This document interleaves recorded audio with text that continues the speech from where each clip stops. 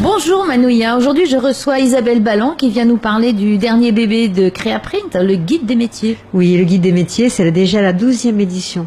Voilà. Et surtout des formations.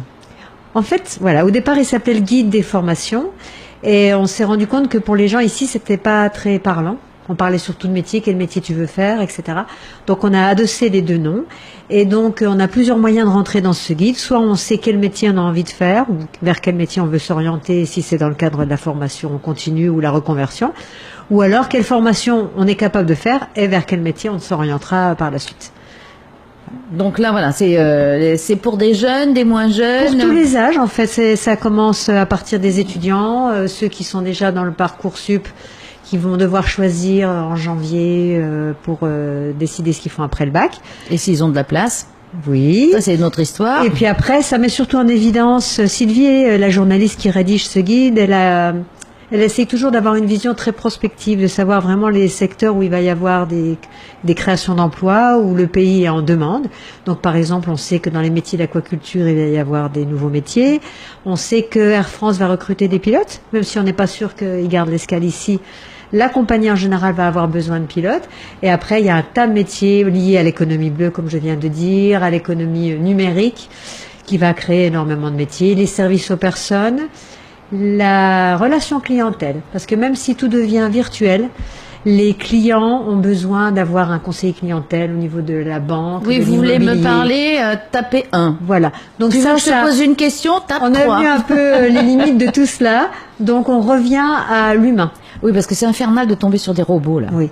Et d'ailleurs, justement, à ce propos, il y a donc des sociétés, des organismes de formation, plus exactement, qui orientent la formation autour du théâtre. Parce que le théâtre, Tiens, mais ça m'intéresse. je sais que ça t'intéresse, c'est un bon moyen de créer des situations que les gens ont rencontrées ou vont rencontrer. Oui, par avec exemple, des jeux de rôle, hein. Voilà, on explique par exemple, ce que la c'est un relation petit peu. clientèle. Il y a des choses parfois surprenantes qui arrivent. Il faut réagir du tac au tac, mais sans s'énerver.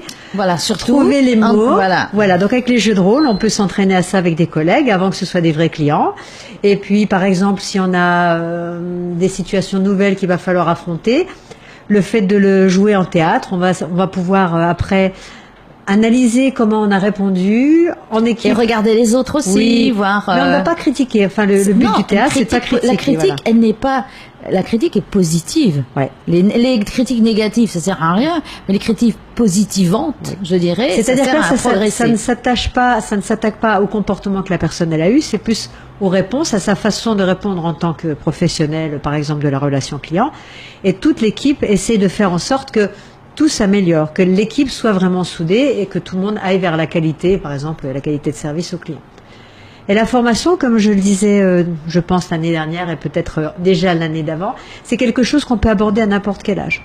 Que ce soit pour la formation initiale, comme on parlait, des jeunes ou des jeunes aussi qui sont en recherche d'emploi, mais aussi plus tard quand on est en entreprise et qu'on a envie d'améliorer ses compétences pour changer de poste éventuellement, pour avoir un poste plus rémunérateur ou plus intéressant, hein, tout simplement. Mais ça peut être aussi pour carrément envisager une reconversion.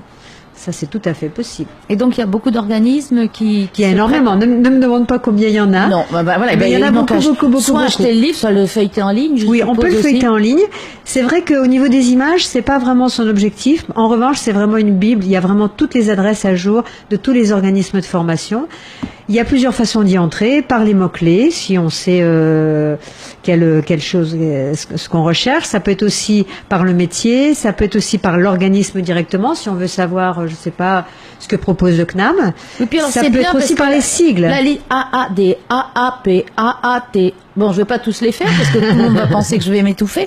Mais c'est bien parce que vous expliquez aussi ce que c'est. C'est vraiment un univers parfois nouveau. Ne serait-ce que les codes métiers de l'INSEE, etc., les fiches ONICEP, parfois c'est un jargon totalement incompréhensible, donc il faut décrypter des gens tout qui ça. disent mais c'est ce que je fais déjà.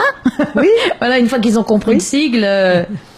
Non, et puis après, c'est vrai que bien évidemment, on amorce certains sujets et l'objectif, c'est aussi de s'orienter vers les professionnels qui sont capables justement de dire ce qui correspond. Il faut peut-être faire un bilan de compétences, peut-être aussi une validation des acquis et de l'expérience quand on est dans un cursus professionnel. Enfin, il y a énormément de possibilités.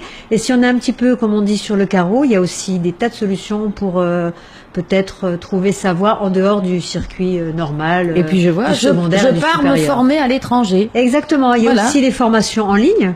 Depuis notre ordinateur, on peut faire le CNED, on peut faire des formations, même c'est pas forcément des formations qui donnent un diplôme, parce qu'on se forme aussi pour apprendre, pour le plaisir d'apprendre, pour se dire, mais ça ouvre ça y est, ça j'ai compris, voilà. Je suis curieux, je sais maintenant comment telle et telle chose fonctionne.